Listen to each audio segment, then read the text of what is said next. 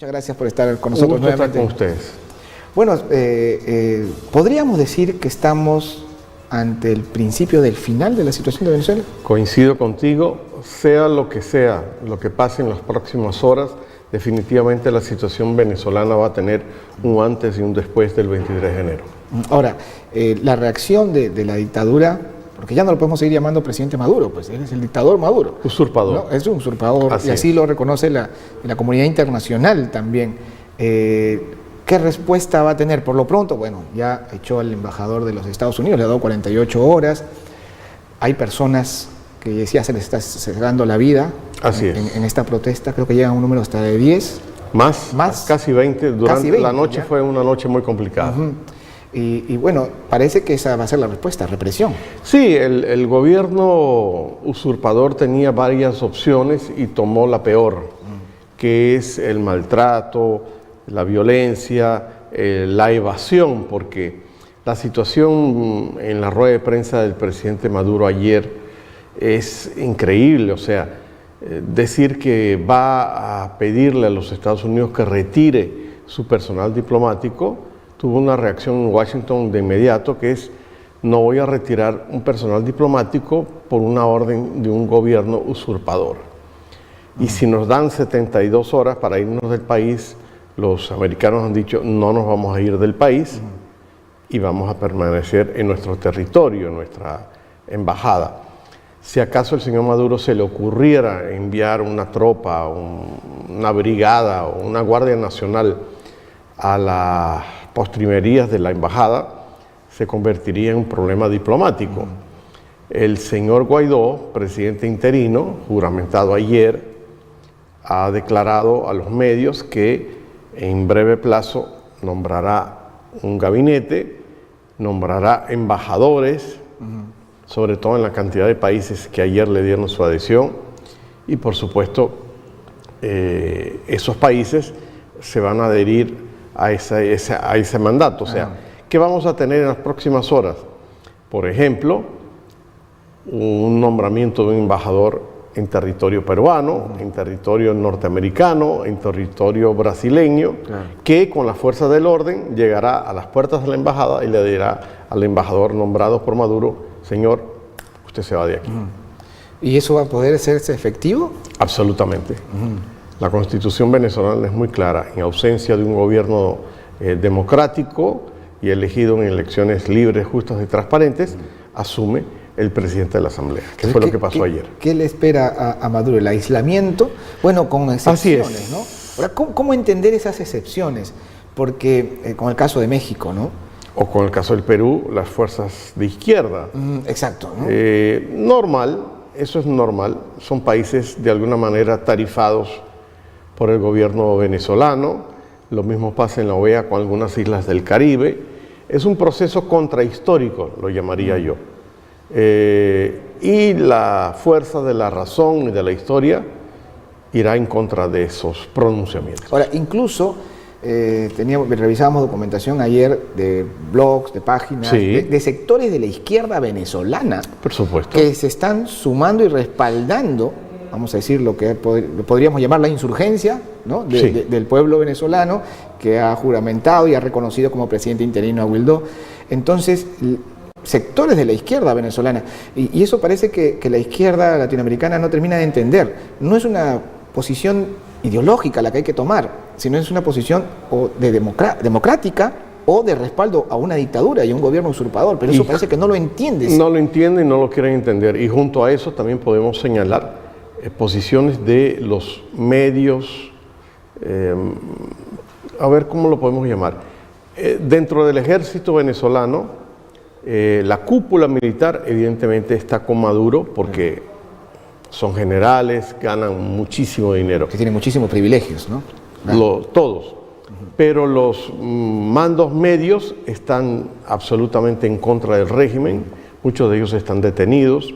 Ayer varias intendencias militares como Carabobo, como Anzoátegui, que son departamentos importantes en el país, han tomado el camino de más bien apoyar a las fuerzas democráticas. Va a ser determinante es fundamental. La acción que vaya a tomar las Fuerzas Armadas venezolanas. Es bueno decir en tu programa que Maduro ha tratado de nombrar la mayor cantidad posible de generales.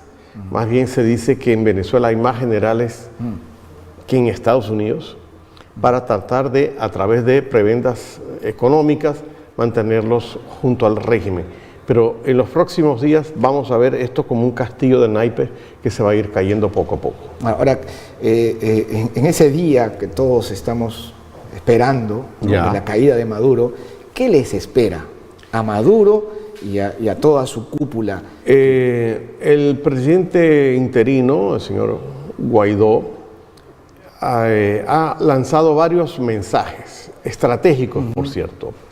Uno de ellos es tender un puente él lo llama puente de plata, no por el dinero, sino por lo que llamamos en ciencias sociales un armisticio, un proceso de negociación, sobre todo con las Fuerzas Armadas, para concederles algún proceso de amnistía, de negociación, de conversación para que aquellos que no han violado derechos humanos, simplemente que se han sometido a órdenes militares, de alguna manera tengan algunos privilegios. Ahora, eso es una invitación a que actúen, ¿no? Absolutamente. A que terminen de romper con esta Absolutamente. Con la dictadura Maduro. Y con las fuerzas políticas, me imagino que habrá, y se están dando esas negociaciones, pero la cúpula del gobierno es una cúpula del gobierno actual usurpador, es una cúpula de negación del proceso. Cuando tú ves a un señor Maduro encarcelado en el Palacio de Miraflores en Caracas, hablándole al pueblo como si tuviera un apoyo popular cuando tiene el 90% del pueblo en contra. Claro. Ayer salieron a marchar más de 10 millones de venezolanos y en Lima se dio la concentración más grande que en mis 20 años de permanencia en el Perú he visto. Estamos frente a lo que tú llamas el principio del fin. Ahora, lo que a muchos les ha preocupado, o empieza a preocuparles, es la temprana reacción, no es temprana, pero sí rápida, reacción contundente del gobierno norteamericano. Algunos ya incluso están viendo una intervención norteamericana. ¿Eso es posible? Bueno, ya la situación con la embajada puede ser una mecha que finalmente... Si acaso el señor Maduro intentara entrar a la embajada norteamericana en Caracas, evidentemente vamos a tener un conflicto de mayores proporciones. Pero las medidas que se están tomando en muchos países del mundo, incluyendo Estados Unidos, van a ser medidas de tipo económico. Desconocer a embajadores en la parte diplomática y congelar los bienes que Venezuela tiene en la mayoría de las embajadas del mundo y en los negocios. Recordemos, para que la gente que nos está oyendo, por ejemplo en Estados Unidos, hay dos refinerías de una empresa llamada Citgo en territorio norteamericano con fondos venezolanos. Esos fondos y esas refinerías van a pasar al gobierno del señor Juan Guaidó. Y eso mismo va a pasar con los fondos de organismos internacionales. La OEA, el BID, ha reconocido que el gobierno del señor Guaidó es el gobierno legítimo de Venezuela. El señor Guaidó, en su juramento de ayer, ha prometido elecciones, convocar elecciones lo más pronto. Eso es bueno que la gente que nos está oyendo en UCI sepa que eso va a significar, por ejemplo, nombrar un nuevo jurado nacional de elecciones, porque en los últimos años las elecciones en Venezuela las controla un órgano absolutamente adscrito al gobierno de turno. Claro, entonces la presión internacional se hace más efectiva a través de estos bloqueos, vamos a llamarlo de una manera también económicos, y estas decisiones que se van a tomar, ¿no? Ahora, lo que menos se puede querer es una intervención militar, ¿no? De parte de los Estados Unidos, sobre todo, porque además empañaría un poco este proceso. Se espera que se geste del pueblo mismo de Venezuela. Así es. ¿No? Y que, claro, el respaldo internacional es importante. Los demócratas rechazamos cualquier tipo de intervención militar. La única intervención que aceptaríamos sería una decisión del Consejo de Seguridad de Naciones Unidas que permita la entrada de los cascos azules para, de alguna manera, como se ha hecho en otros países, de alguna manera custodiar un proceso electoral justo, limpio y transparente. Ahora, por todo lo que hemos conversado hasta aquí,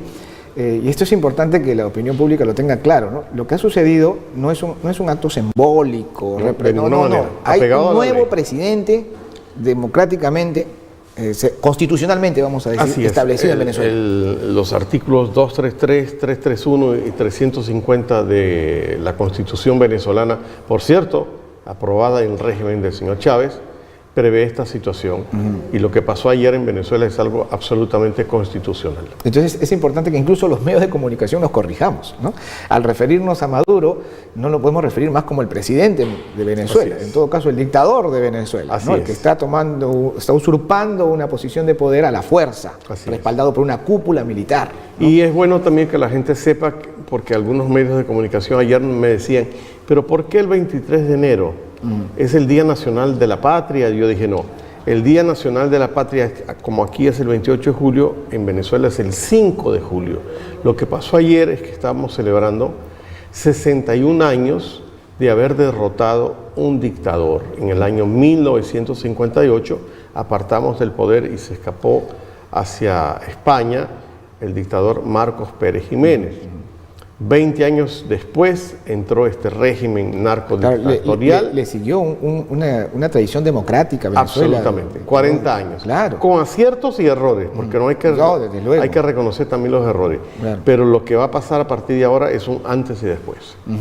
Estamos entonces en un momento de quiebre, una hora de un punto de quiebre en la historia contemporánea de Venezuela. Es correcto. Y pase lo que pase en las próximas horas, lamentablemente vamos a tener más amigos venezolanos detenidos, de alguna manera torturados por el régimen y muchos fallecidos, ya van más de 20, pero las próximas horas van a ser claves para instalar un proceso democrático, en un proceso que el Perú vivió en el año 2000, una transición. Claro. El presidente Guaidó ha dicho, yo no soy un presidente constitucionalmente para 5 o 6 años, soy para un periodo de transición. De transición y convocar elecciones. Es correcto. En el menor tiempo posible. Ahora, la recuperación económica de Venezuela también va a ser un proceso probablemente largo, ¿no? Sí, de mediano plazo. Venezuela cuenta con los fondos petroleros para iniciar una era distinta. Un dato que me gustaría que tus televidentes escucharan es, se han robado en los últimos 15 años 450.000 millones de dólares. Es una cifra... Vale recordar que el Plan Marshall, que reconstruyó Europa después de la Guerra Mundial, costó apenas 13.000 millones de dólares. Y sin embargo la corrupción en Venezuela ha gastado 450.000 millones de dólares. ¿Cómo es que se pueden hacer estos cálculos? Por supuesto, los economistas... Porque incluso no se tiene información oficial. Los economistas han tratado de seguir la ruta del dinero de la corrupción, como se llama. Y esas cifras son las que les han dado. Eso representa un daño irreparable al pueblo venezolano, ¿no? Así es. Pero dado que estos gobiernos democráticos han empezado a reconocer al señor Guaidó, eso implica que los fondos que Venezuela tiene en un montón de países ahora van a estar resguardados solamente para el proceso democrático. Y eso son buenas noticias. De acuerdo, muchísimas gracias por habernos acompañado. Gracias por la invitación. Siempre es un gusto conversar y esperamos pues que estas horas que son cruciales para el pueblo venezolano, hay que respaldarlos moralmente también, ¿no? Porque son horas difíciles. Y según las encuestas, el 85% de los venezolanos que están en el Perú quieren retornar a su patria en el mediano plazo. De acuerdo, muchas gracias. Estuvimos conversando con Luis Núñez, analista internacional. Y nosotros vamos a revisar ahora la información que tenemos a disposición de ustedes a través de nuestras redes sociales. Ustedes pueden ingresar a nuestras diferentes plataformas y mantenerse siempre actualizados con información que permanentemente estamos actualizando.